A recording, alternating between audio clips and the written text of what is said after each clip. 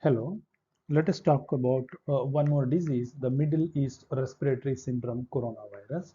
As we all know more about the coronavirus in the present scenario, this was the first one thing which was appeared, like next what we are going to speak about SARS also. So like SARS, Middle East Respiratory Syndrome, MERS is also a coronavirus. Like MERS-CoV, SARS-CoV, and novel coronavirus of 19, they are all coming under the same family of virus. They are all potent virus which can transmit. This is all zoonotic virus. So we'll talk about this Middle East Respiratory Syndrome coronavirus. So this MERS or Middle East Respiratory Syndrome is a viral respiratory disease caused by a Middle East Respiratory Syndrome coronavirus or MERS-CoV that was first identified in Saudi Arabia in 2012. The coronavirus is a large family of viruses that can cause diseases ranging from a common cold to severe acute like SARS and even COVID-19 also. Typical MERS symptoms include like fever, cough, all those things, and there is a gastrointestinal problems and other things.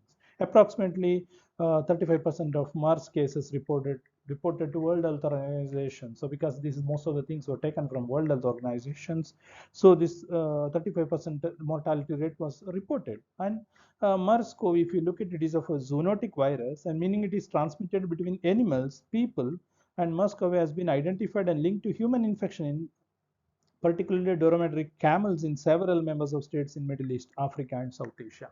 So where these camels are responsible, from there it has started spreading to human beings. And human to human transmission is possible and has occurred predominantly among close contact and in healthcare settings. Outside the healthcare setting, there has been limited to human transmission. So that means if you look at this whole MERS-CoV incident which has happened in the Middle East, particularly the healthcare setting where people did not know much about this virus, and because of that most of them who are working are closely associated with this healthcare settings got. But outside, if you look at the human to human transmission was less, but those who are working in the camel field or the camel farms and all the where the prone for become subjected to more prone for these kind of infections. If you look at an overview, this Middle East Respiratory Syndrome coronavirus is virus transferred to human from infected dromedary camel. It is a zoonotic virus, meaning it is transmitted between animals and people, and it is contractable through direct or indirect contact with infected animals.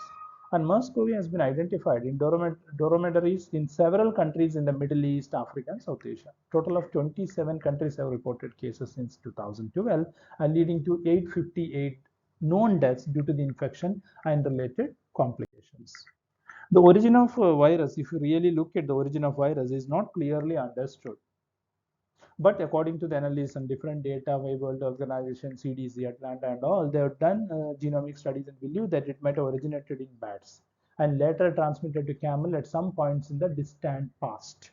So that's the reality. This MERS-CoV, how it entered into camel, it might have entered in the distant past. And human to human transmission is possible, but only a few such incidents have been reported among different parts of the world, particularly in the close setup, like in the family members and all. In healthcare settings, however, human to human transmission is more frequent because the people are in close contact, because most of them are symptomatic people. So in such a case, symptomatic people will be having sneezing, coughing, all those things, and the chances of spreading is more. But other than that, outside the healthcare setting, the chances of spreading is very less. Let us look at this MERS-CoV virus. So this virus is a virus that causes Middle East respiratory syndrome. It's a species of coronavirus which infect humans, bats, and camels. The infect virus is enveloped positive and single-stranded RNA virus, which enter its host cell by binding to DPP4 receptors. The species is member of the genus beta coronavirus and subgenus Marburg Marburg is the subgenus from where this or MERS-CoV is originated. Now we look at some major things. That's the symptoms of this one. The clinical spectrum of these MERS-CoV infections ranges from no symptoms. That means like our present COVID, this MERS also people were asymptomatic or mild respiratory symptoms to severe or acute respiratory disease and death. A typical presentation of MERS is a fever, cough, shortness of breath. That is the thing. And a typical presentation MRSA is like shortness of death is a one thing, and pneumonia is a common finding. But MRSA patients have not always developed these conditions, like GI symptoms, including diarrhea, have also been reported. Severe illness can cause a respiratory failure that require a mechanical ventilation. So, because in COVID also, you're seeing people put under mechanical ventilation for support. Older people, people with weakened immune system, and those with chronic disease such as renal disease, cancer, chronic lung disease, hypertension, cardiovascular disease, diabetes appear to be at a greater risk of developing this severe disease. That means those who are comorbid were able to develop this disease at a large scale. Approximately 35% of cases reported to World Health Organization have died, but this may be an overestimate of the true mortality rate. As mild as of cases of MERS may be missed by existing surveillance system also. That's the thing. Because it was happened around 45 countries, and surveillance system was not so strong that time, and whatever World Health Organization collected and representing depicting here may not be exact numbers. Since the identification of MERS-CoV in 2012, 27 member states who have reported cases of MERS to World Health under the international health regulations, like Algeria, Austria, Bahrain, China, then Egypt, France, Germany, Greece, Islamic Republic of Iran, Italy, then Jordan, Kuwait, Lebanon, Malaysia, Netherlands, Oman, Philippines, Qatar, Republic of Korea, Kingdom of Saudi Arabia, Thailand, Tunisia, Turkey, United Arab Emirates, United Kingdom, United States of America, and Yemen. These are all the places where these cases were reported. You can understand the severity of it, but it did not turn to a pandemic. That's the reality. This we'll talk about a little more about these MERS-CoV transmissions.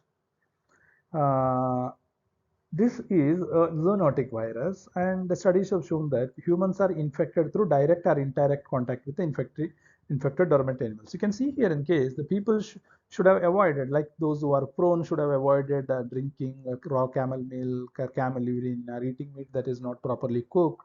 And cooking is important because cooking can kill virus, no doubt about this. But whether we cook food properly or not, that's the issue. That's why we look at little more about this transmission, particularly people who are in direct contact with that, either through any of this mode, because we are not understood really from where this virus is entered. Maybe distant past, as we told, it's maybe from bat. Bat is a natural reservoir of this virus. The MERS-CoV has been identified in dormitory camels in several members of the state, as already I told. Despite a limited number of human infections reported outside Middle East, recent studies in human population with occupational exposure to dormitory camel in a number of member states indicate there is also a zoonotic transmission occurring in member states in the African continent also. That means those who are working with the camel farms, they are more prone for it because their occupation, they're full time spending time with the camels, and that's maybe the one reason. Human to human transmission is possible and has occurred predominantly among close contacts. That's what I told. And this include family and household members. And the largest outbreaks occurred in healthcare facility in Saudi Arabia and United Arab Emirates and Republic of Korea. Outside the healthcare setting, there has been no sustained human to human transmission documented anywhere in the world. That's the idea. And approximately 80% of human cases have been reported by Saudi Arabia, largely as a result of direct or indirect contact with infected dormitory canals or infected individual of healthcare facilities. Cases identified outside the Middle East are usually individuals who appears to have been infected in the Middle East and then traveled to areas outside the region. To date, a limited number of outbreaks have occurred outside the Middle East. That means the Middle East is the focal point of this entire coronavirus infections. Now we'll talk about treatment options. So no vaccines or specific treatment is currently available. So the prevention is the this thing. So no vaccine or specific treatment available. In the absence of more specific therapeutics, treatment of MERS patients supportive care is given and based on the patient's clinical conditions. If a patient is based on everywhere it is like that, where clinical condition is important. As general precaution, anyone visiting farms, market, or barns, or other places where dormitory camels or other animals present should practice a general hygiene measures, including regular hand washing before after touching animals, should avoid contact with sick animal, all those things. The consumption of raw or undercooked animal product, including milk, meat, carries a high risk of infection from a variety of pathogens that may cause disease in human beings. Animal products that are processed approximately through cooking or pasteurization safe for consumption, but should also be handled with care to avoid cross-contamination with uncooked foods. Camel meat and camel milk are nutritious products that can continue to be consumed after pasteurization, cooking, or other heat treatments. Individuals at greater risk of developing severe disease should have avoided contact with all these kind of, that means they could have eaten a properly cooked food, raw milk, drinking and all, not a good practice. Those who are more prone for this kind of diseases. And the transmission of viruses occurred in healthcare facilities. We are going to talk about little more about this healthcare facility. Transmission of occurred in healthcare facility of several member states, including operations to healthcare workers between patients in healthcare settings before MERS-CoV was diagnosed. That means initially they thought it is like a normal flu, but the later, before identification only, it has transmitted to human beings or those who are working in the healthcare settings, because initially they couldn't identify based on symptoms. There have been clusters of cases and larger outbreaks in healthcare facilities, especially when infection prevention and control practice are inadequate or inappropriate. There was no proper, like once the COVID started appearing, we know how to manage things now at a base, I mean the local level, but it wasn't the case in during MERS and all in 2000, in the early of 2000 and all. Infection prevention and control measures were not properly known to people. That is the reason. And facility that provides a care for patients suspected or confirmed MERS-CoV infection should have taken appropriate measure to decrease the risk of transmission of virus from an infected patient to other patients, healthcare workers or visitors, all those things. Healthcare workers should be educated and trained. That is important. Infection prevention and control, and should refresh the skills regularly. That's one important thing what World Health Organization is saying, that whatever skills we learn, we need to refresh the skills. So then only we can manage this. So what the travel bans and other things? World Health Organization does not recommend the application of any travel or trade restrictions or entry screening related to MERS-CoV. Initially, because it was not a pandemic, they were not put any restrictions, but local restrictions were there. But the global level, there was no restrictions. How the World Health Organization responded for this? What was the global impact? MERS has primarily affected countries in the Arabian Peninsula, including Saudi Arabia, with occasional cases reported outside that. And World Organization has been closely monitoring MERS to prevent its spread and to better understand it. However, there was no travel restrictions and other things, as I told. And World Health Organization continues to work with public health and animal health specialists, clinicians, and scientists in affected and at risk member states to gather and share scientific evidences to better understand the virus and the disease it causes, to determine optimal and integrated surveillance strategies for MERS and other respiratory diseases. Outbreak response priorities including comprehensive field investigations that follow One Health approach and clinical management treatment approaches. World Health Organization is also working with Food and Agriculture Organization of the United States, FAO, and World Health Organization Animal Health, WAH, and national government to develop public health prevention strategies to limit zoonotic transmission and amplification in humans, including development of human and dormitory camel vaccine candidates. Together with affected member state and international technical partner and network, World Health Organization is coordinating the global health response to MERS, including the provision of updated information on the epidemiological situation, conducting a risk assessment, joint investigation with national authorities, convening scientific meetings, developing a technical guidance and training materials for health authorities and technical health agencies, give training them, educate them, refresh that skill, whatever they. The Director General first convened an emergency committee under the International Health Organization in 2005 in 2013 to provide advice as to whether the outbreaks of MERS constitute a public health emergency of international concern, that PHEIC we call, on public health measures that should be taken. The committee has met on 10 occasions. On each one occasion, the committee has concluded that the outbreaks do not meet the criteria of PHEIC. WHO continues to work strongly encourage all member states maintain a surveillance for severe acute respiratory infections RE, including MERS. Member state where SARS-CoV is known to be circulating in dormitory camels, and to carefully review any unusual pattern in SARI or pneumonia cases. Both infected and at risk member states should maintain a high level of vigilance, especially those with a large number of travelers or migrant workers returning from Middle East. Surveillance should continue to be enhanced in affected member states according to World Health Organization, control procedures, healthcare facility guidelines, all those things. Under the provision of International Health Regulation 2005, World Health Organization continue to request that member state report to World Health Organization all confirmed and probable cases of infections with the MERS-CoV, as well as information about exposure, testing, clinical course to inform preparedness and response activities and guidelines. So these are all how a World Health Organization is responding. I hope you might get one idea before going to SARS and COVID how the World Health Organization is helping us and all. Now, what is the prevention and control measures? The preventive measures include practicing good hygiene, such as frequent hand washing, avoiding close contact with sick individuals, adhering to food safety practices. Because FAO and World Health Organization, CDC, they have put for some standards like how to handle this and all those things. Additionally, individuals traveling to areas with reported MERS cases are advised to take precautions such as avoiding contact with camels or their body fluids. Last one, what are the challenges and future problems or future outlooks? The MERS presents challenges due to its sporadic outbreak and potential for severe illness. That is a challenge because this all can cause a severe problems. So then we need to think, rethink and think. That's the thing, right? We need to rethink and think. Otherwise, I don't think so. We can get a maximum output out of whatever work we do today.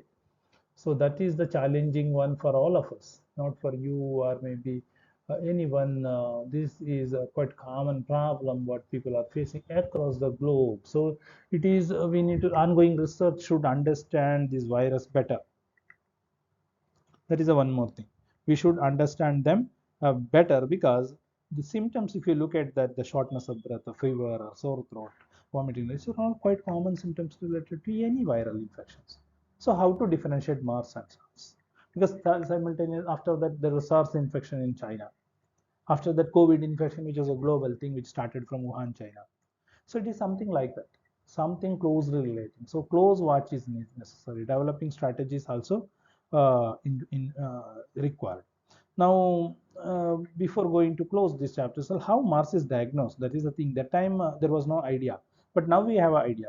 Symptoms of respiratory illness and recent travel to Middle East was the first criteria they take, whether they traveled there or not. For doctor suspect MERS, you will have the chest X-ray, blood test, kidney function test, respiratory samples for evaluations. So that's the way they use that idea. Like they collect a sample and they analyze because symptoms are similar to flus. Because symptoms are similar to flu, then it's very difficult. It's not so easy because it's always confusing. And strengthening public health measures, enhancing surveillance systems, and raising awareness among healthcare professionals and the public are crucial in managing and preventing further transmissions. While MERS hasn't reached the pandemic scale of some other virus, its potential for severe illness underscores the importance of continued vigilance and international cooperation in addressing emerging infectious disease. Because sometimes what people do is because it is not a global issue, people underestimate it. We don't know when it appears again because these are all zoonotic viruses. And even the bat is a common reservoir of most of this disease. There is a chance that bat to animal because animals are like middle except you just think about any infection or transmission from animals to particularly these mammals, the flying fox. So these flying fox, we can't restrict their journey. So because they are flying one move every corner, nook and corner of the place where there is a foods are available. So now the only thing what we can do is avoid contact with this bat and our domestic animals. Is it humanly possible? So we need to do something because if it is farm based animal rearing, then it is possible. But what about animals which move around easily and eat whatever thing it wants? And then if just imagine these animals like maybe pigs or maybe camels which might have eaten a fruit which is bitten by this bat. So that's why the stronger international cooperation is needed.